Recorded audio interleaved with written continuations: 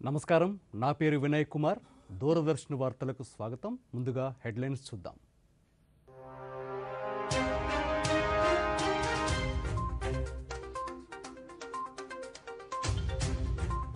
వికసిత భారత్ నిర్మాణం జరగాలంటే కేంద్రంలో బీజేపీ ప్రభుత్వం అధికారంలో ఉండాలన్న ప్రధాని. హిమాచల్ ప్రదేశ్లోని సిమ్లాలో జరిగిన ఎన్నికల ప్రచార సభలో పాల్గొన్న మోదీ. పంజాబ్లో ప్రధాని ఎన్నికల ప్రచారం. పంజాబ్ రాష్ట్రానికి కాంగ్రెస్ పార్టీ చేసిన గాయాన్ని చరిత్ర మర్చిపోదన్న ప్రధాని మోదీ. దేశవ్యాప్తంగా 8 రాష్ట్రాల్లో రేపు 6వ దశ సార్వత్రిక ఎన్నికల పోలింగ్. 58 స్థానాలకు గాను బరిలో 889 మంది. ప్రకాశం జిల్లాలో ఓట్ల లెక్కింపు సిబ్బందికి శిక్షణ కార్యక్రమం. కేంద్రాల వద్ద పటిష్టమైన భద్రత ఏర్పాటు చేస్తున్నామన్న జిల్లా కలెక్టర్ ఏఎస్ దినేష్ కుమార్. బంగాళాఖాతంలో వాయుగుండంగా మారిన అల్పపీడనం. పలు జిల్లాలలో ఉరుములు మెరుపులతో కూడిన తేలికపాటి వర్ష సూచన చేసిన వాతావరణ శాఖ.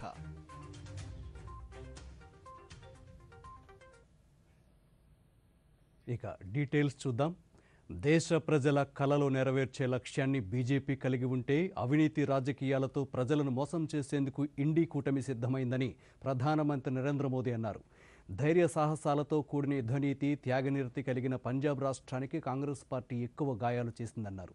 సార్వత్రిక ఎన్నికల ప్రచారంలో భాగంగా ప్రధాని పంజాబ్లోని గురుదాస్పూర్లో నిర్వహించిన ఎన్నికల ప్రచార సభలో మాట్లాడుతూ స్వాతంత్ర్యం తర్వాత విభజన గాయం, పంజాబ్ సోదర భావంపై దాడులు ఇక్కడి ప్రజల్లో అశాంతికి కారణంగా కాంగ్రెస్ చరిత్రలో నిలిచిపోయిందన్నారు. ఇండీ కూటమి వ్యక్తులు దేశ భద్రతకు పెను ప్రమాదం తీసుకొచ్చేలా వ్యవహరిస్తున్నారని, కశ్మీర్లో 370 ఆర్టికల్ను తిరిగి ప్రవేశపెట్టడాన్ని మాట్లాడుతున్నారన్నారు. అలాంటి కాంగ్రెస్ను దేశం నుంచి పారద్రోలేలా ప్రజలు తీర్పునివ్వాలన్నారు.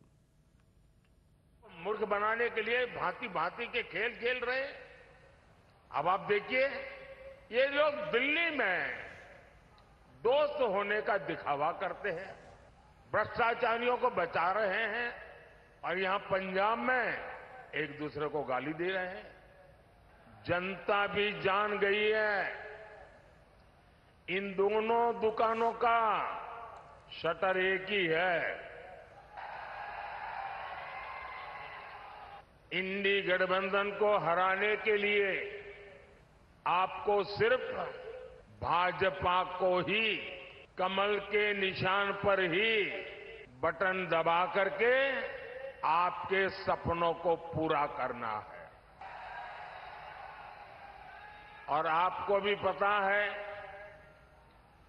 केंद्र में सरकार, मुझे बताइए किसकी सरकार बनेगी भाई? आप बताइए किसकी बनेगी? आप यहां गुरुदासपुर में, पठानकोट में, कहीं पर भी रेल के डिब्बे में 100 लोगों को पूछिए कि बताओ भाई सरकार किसकी बनेगी?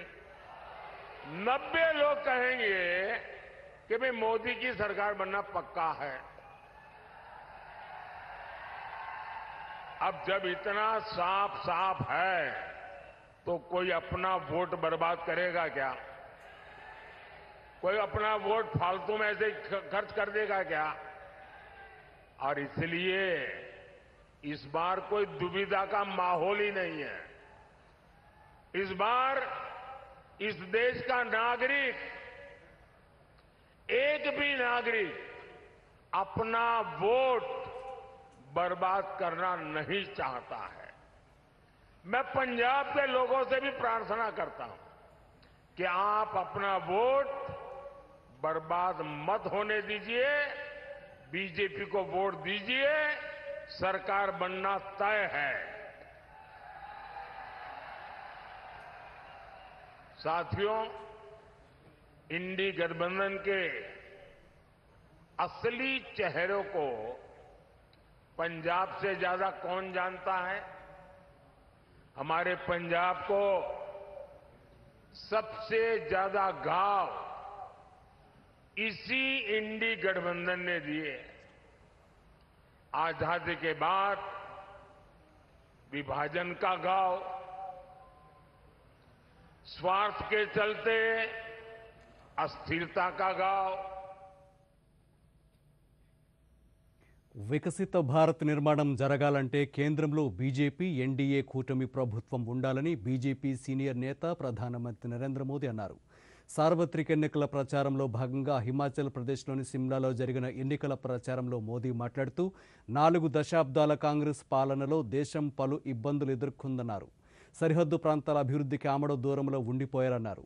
సైనికుల త్యాగాలకు కూడా విలువ ఉండేది కాదన్నారు. కానీ గత 10 ఏళ్లలో తమ ప్రభుత్వం సైనికులకు 1 ర్యాంక్ 1 పెన్షన్ విధానాన్ని అమలు చేయడమే కాకుండా సరిహద్దు ప్రాంతాలను పూర్తి స్థాయిలో అభివృద్ధి చేస్తున్నామన్నారు.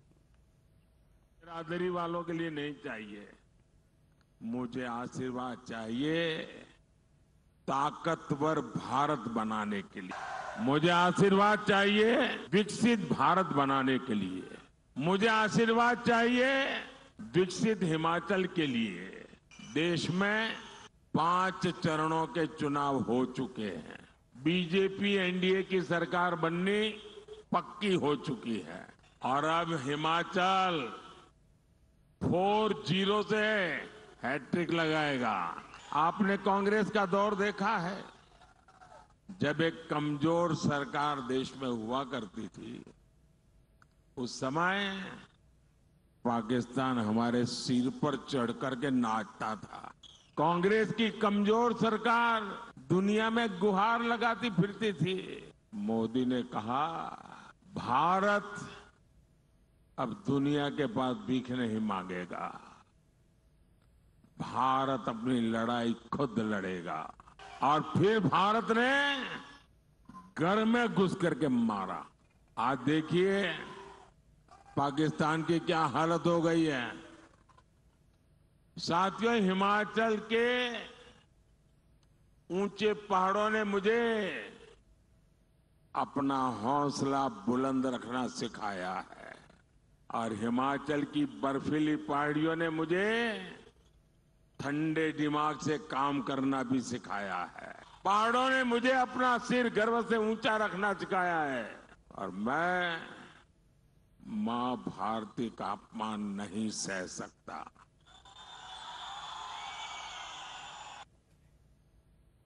సార్వత్రిక ఎన్నికల్లో గెలిపే లక్ష్యంగా బీజేపీ ప్రచార కార్యక్రమాలు నిర్వహిస్తోంది. ఇందులో భాగంగా ప్రధానమంత్రి నరేంద్ర మోదీ రాష్ట్రాల్లో సుడిగాలి పర్యటనలు చేస్తున్నారు. ఇందులో భాగంగా ఈరోజు హిమాచల్ ప్రదేశ్లో 2 ప్రాంతాలలో బహిరంగ సభల్లో పాల్గొన్నారు.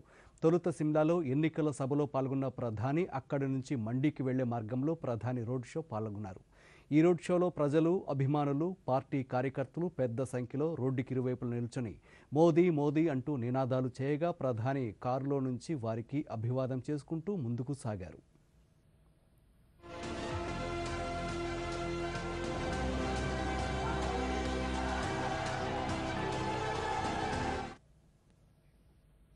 దేశాన్ని సమైక్యంగా ఉంచి ప్రజల మధ్య సమానతలు తీసుకొచ్చేందుకు కశ్మీర్లోని ఆర్టికల్ 370ని రద్దు చేశామని ప్రధానమంత్రి నరేంద్ర మోదీ అన్నారు. హిమాచల్ ప్రదేశ్లోని మండీలో ఎన్నికల ప్రచార సభలో ప్రధాని మాట్లాడుతూ 10 ఏళ్ల బీజేపీ పాలనలో దేశంలో అనేక సంస్కరణలు తీసుకొచ్చామన్నారు. హిందూ, సిక్కు, బౌద్ధ వలసవాదులకు పౌరసత్వం కల్పించేందుకు పౌరసత్వ సవరణ చట్టాన్ని, దేశ రక్షణలో సేవలందించిన సైనికులకు పెన్షన్ విధానాన్ని తీసుకొచ్చామన్నారు.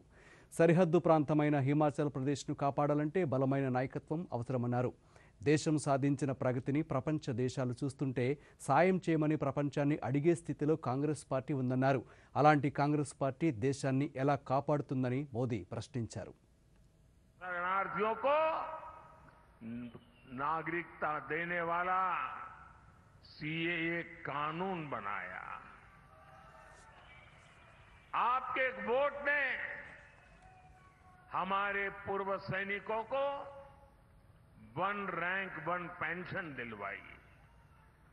आपके एक वोट ने भारत को दुनिया की 5वीं बड़ी आर्थिक ताकत बनाया और ये आपका ही वोट है जिसने विधानसभा और लोकसभा में महिलाओं के लिए आरक्षण का प्रावधान किया।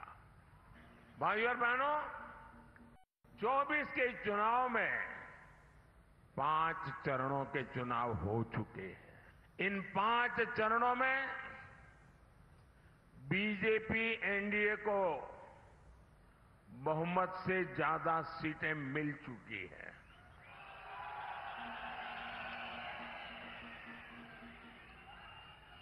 अब इसमें हिमाचल की 4 सीटें ఇప్పుడు ఒక షార్ట్ బ్రేక్ తీసుకుందాం. ఎంతకాలం అని ఇలా లైన్లో గడిపేస్తారు? డిజిటల్ పేమెంట్ వాడండి, చిటికలో పరిష్కారం పొందండి. ఎంతకాలమని పాత పద్ధతుల్నే పాటిస్తారు? డిజిటల్ పేమెంట్ చాలా తేలిక. చూడండి, చిటికలో పేమెంట్ చెల్లించండి. వాలెట్ కోసం వెతుకుతున్నారా? డిజిటల్ పేమెంట్ వాడండి, ఎప్పుడైనా ఎక్కడైనా, మరియు సురక్షితం కూడా. నేనైతే వీరికి డిజిటల్ పేమెంట్ చేయడం నేర్పించాను. మరి మీరు? ఆర్బీఐ చెప్తుంది ఈ డిజిటల్ పేమెంట్ వాడండి, ఇతరులకు నేర్పించండి. Welcome back. జూన్ 4న జరిగే కౌంటింగ్ ప్రక్రియలో పాల్గొనే సిబ్బందికి శిక్షణా కార్యక్రమం ఈరోజు కర్నూలులో జరిగింది. ఈ సందర్భంగా జిల్లా కలెక్టర్ డాక్టర్ జి సృజన మాట్లాడుతూ కౌంటింగ్లో పాల్గొనే సూపర్వైజర్స్, కౌంటింగ్ అసిస్టెంట్స్, మైక్రో అబ్జర్వర్లకు శిక్షణా కార్యక్రమాన్ని నిర్వహించామన్నారు. జూన్ 4న జిల్లాలో కట్టుదిట్టమైన భద్రతా చర్యలు తీసుకునేందుకు అధికారులను ఆదేశించామన్నారు.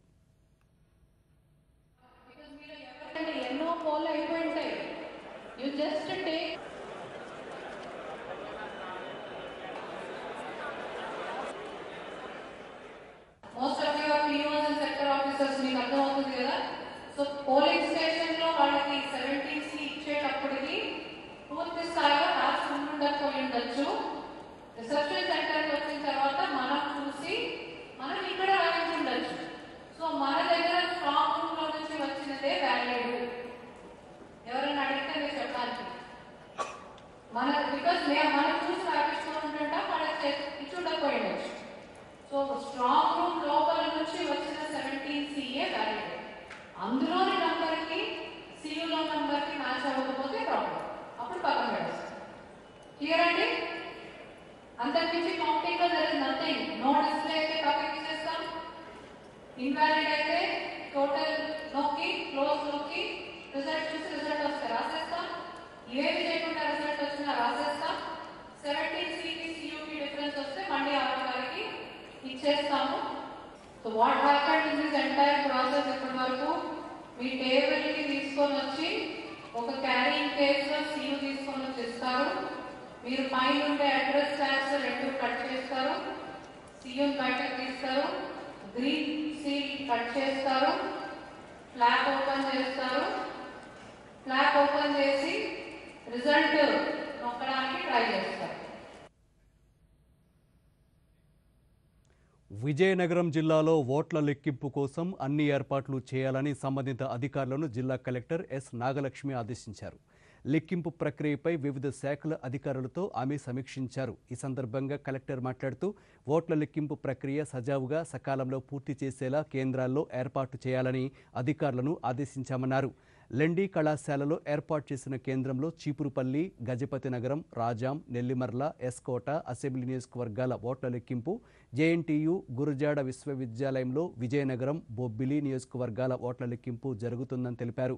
కేంద్రాల వద్ద పటిష్టమైన బారికేడింగ్ వ్యవస్థ ఉంటుందని, సెల్ ఫోన్లు, ఇతర ఎలక్ట్రానిక్ పరికరాలను కేంద్రాల్లోకి అనుమతించబోమని స్పష్టం చేశారు.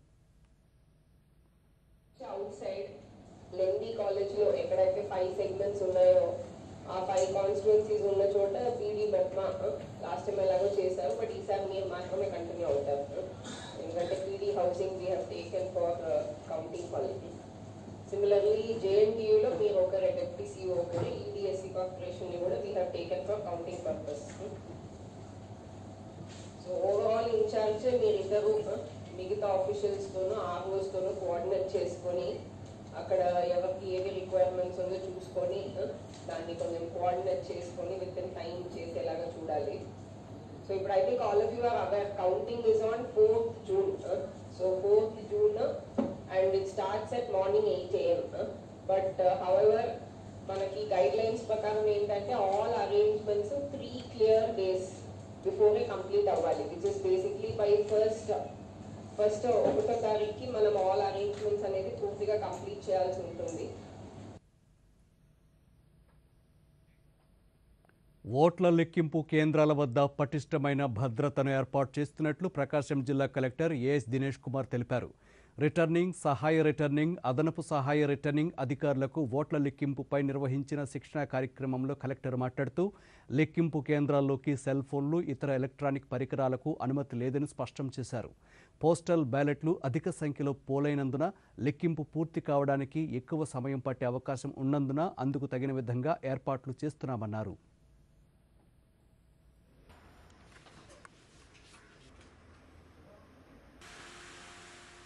ఒంగోల్ కలెక్టరేట్లో ఆర్ఓస్ అండ్ ఈఆర్ఓస్ అండ్ ఈ పర్టికులర్ కౌంటింగ్ కోసం ఎవరెవరు మనం నియమనం చేశామో వాళ్ళందరికీ కూడా ఫస్ట్ లెవెల్ ఆఫ్ ట్రైనింగ్ ఇక్కడ ఇవ్వడం జరిగింది.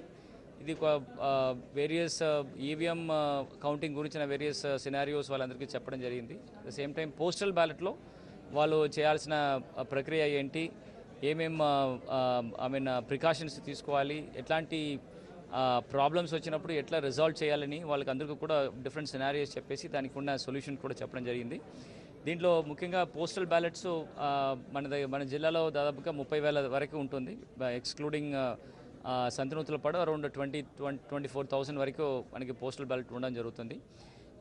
సో మన service voters especially ETBMS electronic transferred postal ballot ఎవరెవరు మన ఆర్మ్డ్ ఫోర్సెస్ ఎవరెవరికి పంపించామో అది కూడా ఇప్పుడు మనకి తిరిగి రావడం జరుగుతుంది వాళ్ళు ఓటేసేసి.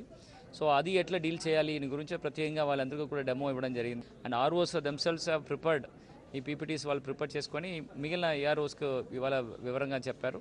కౌంటింగ్ అరేంజ్మెంట్స్ అన్నీ కూడా ఫాస్ట్గా రైస్ కాలేజీలో చేయడం జరుగుతుంది. ఆల్ ఆర్ఓస్ అటెండ్ అవుతున్నారు. లోక్సభ ఎన్నికల సంగ్రామం తుది అంకానికి చేరుకుంది. 6వ దశ పోలింగ్లో భాగంగా ఢిల్లీ, హర్యానా, బీహార్, ఉత్తరప్రదేశ్ రాష్ట్రాల్లోని 58 లోక్సభ స్థానాలకు శనివారం ఎన్నికలు జరగనున్నాయి. వివిధ రాజకీయ పార్టీలకు చెందిన మొత్తం 889 మంది ఎన్నికల బరిలో నిలబడ్డారు. ఈ నేపథ్యంలో పోటాపోటీగా సాగిన ఎన్నికల ప్రచారం నిన్నటితో ముగిసింది.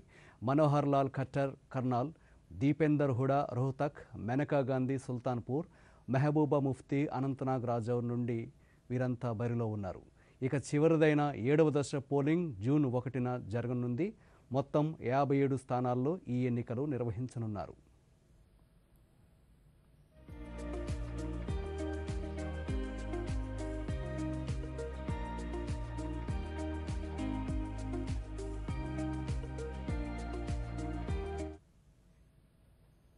దేశవ్యాప్తంగా సార్వత్రిక ఎన్నికలు జరుగుతున్న నేపథ్యంలో జమ్మూ కాశ్మీర్లో ఓటింగ్ శాతాన్ని పెంచేందుకు ఎన్నికల సంఘం పలు చర్యలను తీసుకుంటోంది. కళాకారుల ద్వారా, పర్యాటకుల ద్వారా వివిధ ప్రాంతాలలో ఓటింగ్ వల్ల కలిగే ప్రయోజనాలను వివరిస్తూ ప్రచార కార్యక్రమాలను నిర్వహిస్తోంది.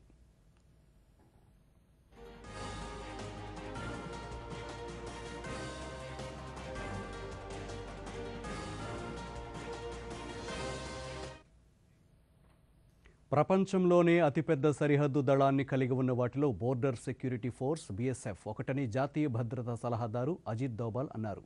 ఢిల్లీలో జరిగిన బీఎస్ఎఫ్ 21వ అలంకరణ మహోత్సవ కార్యక్రమంలో దోబాల్ స్మారక ఉపన్యాసం ఇచ్చారు. సరిహద్దు భద్రతను కాపాడడంలో బీఎస్ఎఫ్ ఉన్నత ప్రమాణాలను నెలకొల్పిందన్నారు. ఆత్మనిర్భరత కారణంగా భారత్ అన్ని రంగాలలో శరవేగంగా అభివృద్ధి చెందుతుందని దోబాల్ ఈ ఏడాది మార్చి నాటికి $2.5 బిలియన్ రక్షణ ఉత్పత్తులను ఎగుమతి చేశామన్నారు. Semi conductors, artificial intelligence, quantum computing తదితర రంగాల్లో దేశం సత్తా చాటుతోందన్నారు. To know that the organization that you founded, the organization whose conceptualization, whose foundation, whose nurturing was done by him, today has reached those heights. That both in the country's internal security management and in guarding the frontiers of this country, it has got a seminal role. But friend, coming to the question, that will it remain? Is the excellence of today is a guarantee that it will continue to remain excellent tomorrow? Not necessarily. We are living in the changing times. India is changing very fast. In next 10 years, we will be a 10 trillion economy. It's a very, very major achievement and will be the world's third largest economy. It will also have the world's largest workforce. Technically, it will be one of the most advanced countries in many fields like semiconductors, artificial intelligence, quantum computing, high technologies in various other areas of defense, security, manufacturing and others. మరొక short break తీసుకుందాం. మిఠాయి మా కాలంలో ఎలా ఉండేదంటే అయితే వెళ్ళండి మీ కాలంలోకి. Romance అనేది మా కాలంలో ఉండేది. పేమెంట్ కూడా ఆ కాలంలో లాగేనా? ఏమండి, డిజిటల్ పేమెంట్ నేర్చుకోండి. కొత్త కాలానిది ఈజీ, సేఫ్ మరియు ఫాస్ట్. నేనైతే వీరికి డిజిటల్ పేమెంట్ చేయడం నేర్పించాను. మరి మీరు రండి సెల్ఫీ తీసుకుందాం. ఇది మా తరానిది. ఆర్బీఐ చెప్తుంది ఈ డిజిటల్ పేమెంట్ వాడండి, ఇతరులకు నేర్పించండి. Back to news. జూన్ 4న జరగనున్న ఓట్ల లెక్కింపు కార్యక్రమానికి పటిష్టమైన భద్రతా ఏర్పాట్లు చేయాలని జిల్లాల ఎన్నికల అధికారులను రాష్ట్ర ప్రధాన ఎన్నికల అధికారి ముఖేష్ కుమార్ మీనా ఆదేశించారు. భారత ఎన్నికల సంఘం మార్గదర్శకాలను పాటిస్తూ ఖచ్చితమైన ఫలితాలను ప్రకటించేలా చర్యలు తీసుకోవాలని అధికారులను ఆదేశించారు. అమరావతిలోని సచివాలయం నుండి జిల్లాల ఎన్నికల అధికారులతో నిర్వహించిన వీడియో కాన్ఫరెన్స్లో ఆయన మాట్లాడుతూ కొన్ని అనుకోని సంఘటనలు చోటు చేసుకున్నప్పటికీ సమిష్టి కృషితో ఈ నెల 13న ఎన్నికలను ప్రశాంతంగా నిర్వహించడం జరిగిందన్నారు. అదే స్ఫూర్తితో వచ్చే నెల 4న జరగనున్న ఓట్ల లెక్కింపుకు భద్రతా ఏర్పాట్లు కూడా చేస్తున్నామన్నారు. ఓట్ల లెక్కింపులో ఎటువంటి వివాదాలకు తావు లేకుండా జాగ్రత్తలు తీసుకుంటున్నామన్నారు. స్ట్రాంగ్ రూముల నుండి కేంద్రాలకు పోలింగ్ యంత్రాలను తరలించే మార్గాలు, అభ్యర్థులు, ఏజెంట్లు వెళ్లేందుకు వేర్వేరు మార్గాలు ఏర్పాటుకు అధికారులకు సూచించామన్నారు. ఆంధ్రప్రదేశ్ నుంచి హజ్ యాత్రకు వెళ్లే వారి కోసం రాష్ట్ర ప్రభుత్వం ఏర్పాట్లు పూర్తి చేసింది. విజయవాడ విమానాశ్రయం నుంచి ఈ నెల 27, 28, 29 తేదీల్లో 3 విమానాల ద్వారా భక్తులు హజ్ యాత్రకు వెళ్లనున్నారు. విమానాశ్రయానికి వచ్చే భక్తులు నమాజ్ చేసుకోవడానికి వీలుగా కేసరపల్లిలోని ఈద్గా జామా మసీదు వద్ద అధికారులు ప్రత్యేక శిబిరాన్ని ఏర్పాటు చేశారు. ఈ సందర్భంగా హజ్ కమిటీ ప్రతినిధి అబ్దుల్ ఖాదర్ మీడియాతో మాట్లాడుతూ హజ్ యాత్రికులకు ఏదైనా సమాచారం కావాలంటే 1800425783 టోల్ ఫ్రీ నెంబర్లో సంప్రదించాలన్నారు.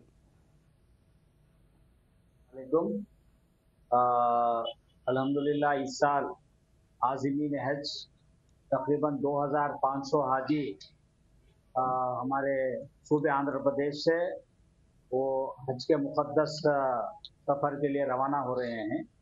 ये 2500 हुज्जाज इकराम जो आज़मीन हज हैं, इनमें से 1100 वो हैदराबाद एम्बार्केशन पॉइंट से जाएंगे और 700 के करीब ये बेंगलुरु एम्बार्केशन पॉइंट से जाएंगे और बाकी जो 715 हाजी हैं वो इंशाअल्लाह हमारे ये Vijayawada embarkation point Gannavaram airport से वो सीधा जद्दे के लिए रवाना होंगे। हैदराबाद और बेंगलुरु से जो हाजी हुज्जाज इकराम वो रवाना हो रहे हैं वो पहले मदीना मुनव्वरा जाएंगे और वापसी उनकी जद्दे से होगी। और हमारे जो हाजी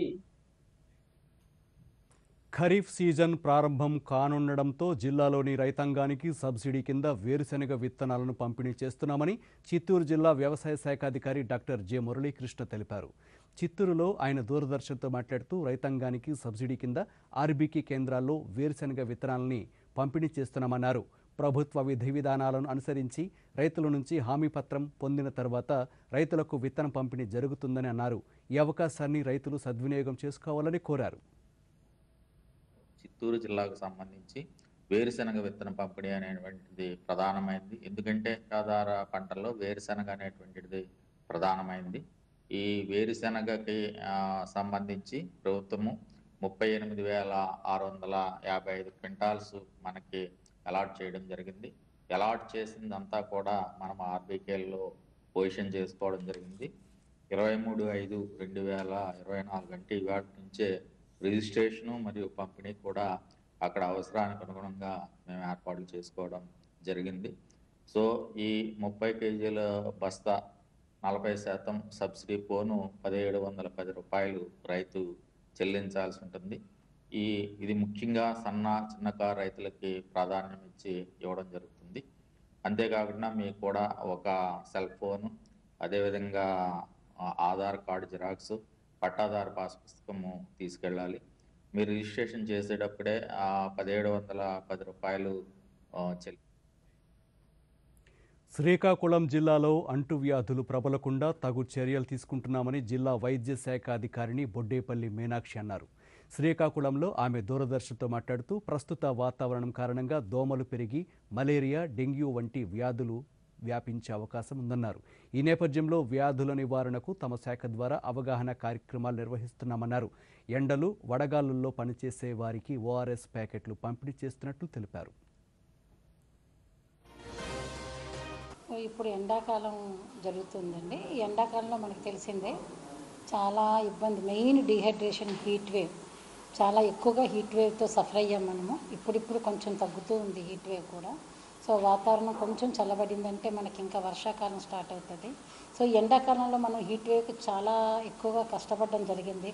అందరికీ కూడా ఓఆర్ఎస్ ప్యాకెట్లు కరెక్ట్గా మనం ఉంచుకోవడం జరిగింది. అందరికీ పంపిణీ చేయడం జరిగింది. ఈ హీట్ వేవ్లో ఎలక్షన్స్ ఇవన్నీ జరగడం వల్ల మనం మా medical and health department heat వేవ్కి దానికి తగ్గ రీతిగా మనం ఎవరికి కూడా ఇబ్బంది పడకుండా ఈ జిల్లాలో ప్రతి ఒక్కరికి కూడా మేము అందుబాటులో ఉండేట్టుగా మేము చేసుకున్నామండి. అందరికీ ఓఆర్ఎస్ ప్యాకెట్లు కాకుండా వాళ్ళకి ఎడ్యుకేట్ చేశాము, ఎలా ఉండాలి, ఎలా ఉండాలనే దాని మీద కూడా చాలా ఐఈసీ యాక్టివిటీస్ కూడా ప్రతి పిహెచ్సి నుంచి వాళ్ళ ఏరియాల్లో ఐఈసీ యాక్టివిటీస్ కూడా చేశామండి. ఇకపోతే నెక్స్ట్ వాతావరణం కొద్దిగా మార్పులు జరుగుతుండడం, వర్షాలు స్టార్ట్ అయ్యాయంటే మనకి జూన్ నెలని మలేరియా మంత్గా, జూలై నెలని డెంగ్యూ మంత్గా కూడా మనం గుర్తిస్తాము. సో ఇప్పుడు మనం ఫాగింగ్ అన్నీ స్టార్ట్ చేస్తాం. ముందు మెయిన్ ఈరోజు స్వాతంత్ర్య దినోత్సవ వేడుకలు జరుపుకుంటున్న ఎరిత్రియా దేశ ప్రజలకు విదేశాంగ శాఖ మంత్రి డాక్టర్ ఎస్ జయశంకర్ శుభాకాంక్షలు తెలిపారు. ఇరు దేశాల మధ్య స్నేహపూర్వకమైన సంబంధాలతో అభివృద్ధి భాగస్వామ్యం నిరంతరం కొనసాగుతోందన్నారు. ఈ మేరకు సామాజిక మాధ్యమం ఎక్స్లో జయశంకర్ ఓ వీడియోను కూడా విడుదల చేశారు.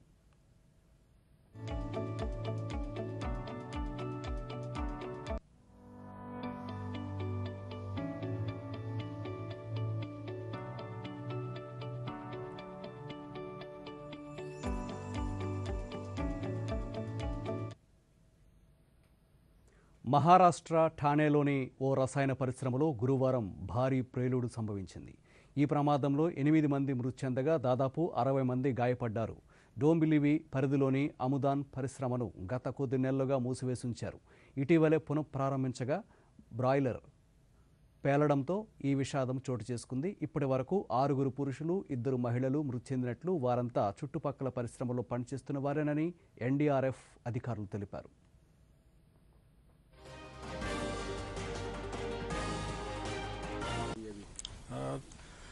Situation is now under control, and we have recovered 3 bodies, and rescue operation is still going on.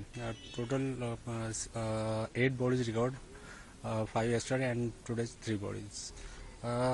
See, fire is there, and fire along with fire hazardous chemical are also involved. So we have to work in this hazardous condition.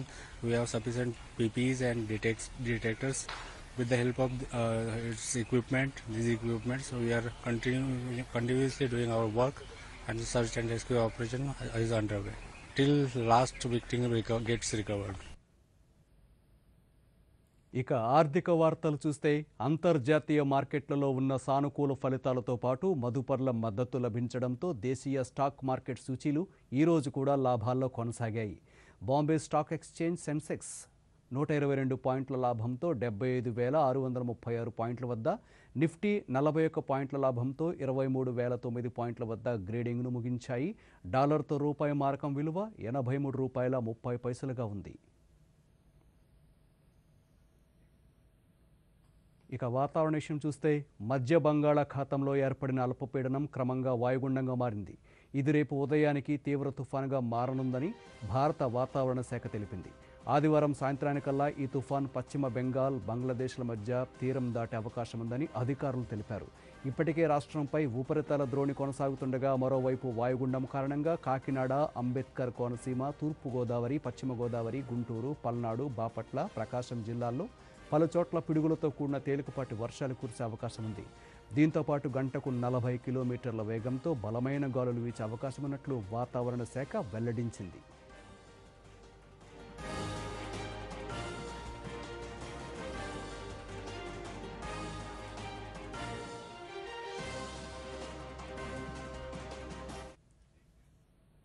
ఈ వార్తలు ఇంతటితో సమాప్తం. నమస్కారం.